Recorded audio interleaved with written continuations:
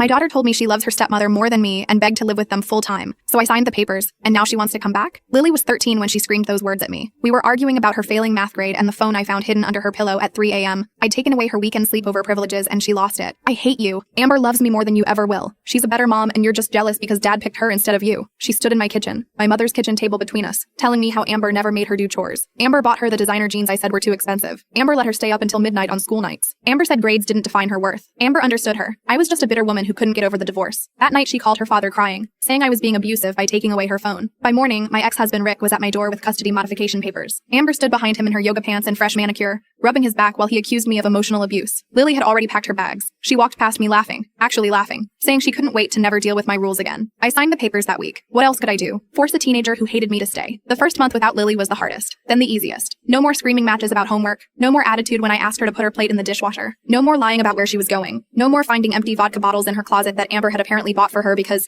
teens will drink anyway. I started taking pottery classes on Tuesday nights when I used to drive her to dance. I turned her room into a home office and actually got promoted at work because I could focus without the constant drama. I joined a book club, started running again, lost 15 pounds, slept through the night without wondering what trouble she was getting into. My friends said I looked 10 years younger. Rick never texted me updates about Lily. Neither did she. I heard from other parents that she was posting constantly about her amazing new life. Shopping trips every weekend, concerts on school nights, a brand new iPhone 15 that Amber bought her. Spring break in Miami where Amber let her and her friends drink by the pool. The perfect life she'd always wanted. 6 months passed before I heard from any of them. Then one Sunday morning, Lily called. Not to apologize, not to check in. She needed her birth certificate for a school trip to Europe that Amber was paying for. I dropped it in their mailbox without ringing the doorbell. 2 weeks later, another call. She'd left her retainer at my house. Could I mail it? I found it under her old bed covered in dust and sent it via priority mail. No thank you. No acknowledgement. Just requests for things she needed. But then last month, everything changed. Rick lost his job at the tech company. Amber's credit cards got frozen. The European trip was canceled. The shopping stopped. Amber started expecting Lily to actually contribute to the household. Wash dishes, do her own laundry, cook dinner twice a week. Suddenly Amber wasn't the fun mom anymore. She was stressed and snapping at everyone. She told Lily the designer jeans were a waste of money, that she needed to get a job if she wanted spending money, that her grades actually mattered if she wanted to get into college. The paradise turned into reality. Yesterday Lily called me crying. Amber had called her a spoiled brat when she refused to clean the bathroom. Rick had sided with Amber. They'd taken away her phone until she finished her chores. She hated living there. She missed her old room. She missed our Saturday morning pancakes. She was sorry for everything she'd said. Could she please come home? I let her talk for 20 minutes. Let her list all the ways Amber had betrayed her. How her dad didn't even defend her anymore. How the house was tense and miserable. How she'd made a terrible mistake. How she understood now that I'd only wanted what was best for her. When she finally stopped talking, I took a breath. You're right. You did make a mistake. But you're old enough to live with your choices. You have 2 more years until you're 18. I'm sure you and Amber will work things out. The silence on the other end stretched for 30 seconds. Then she started screaming again, calling me heartless, saying a real mother would never abandon her child. I reminded her that she'd abandoned me first, laughing as she walked out my door. Then I hung up. Rick texted me an hour later saying I was being petty and childish. Amber texted saying I was damaging Lily psychologically. I blocked them both and went to my pottery class where I made the most perfect bowl I'd ever thrown.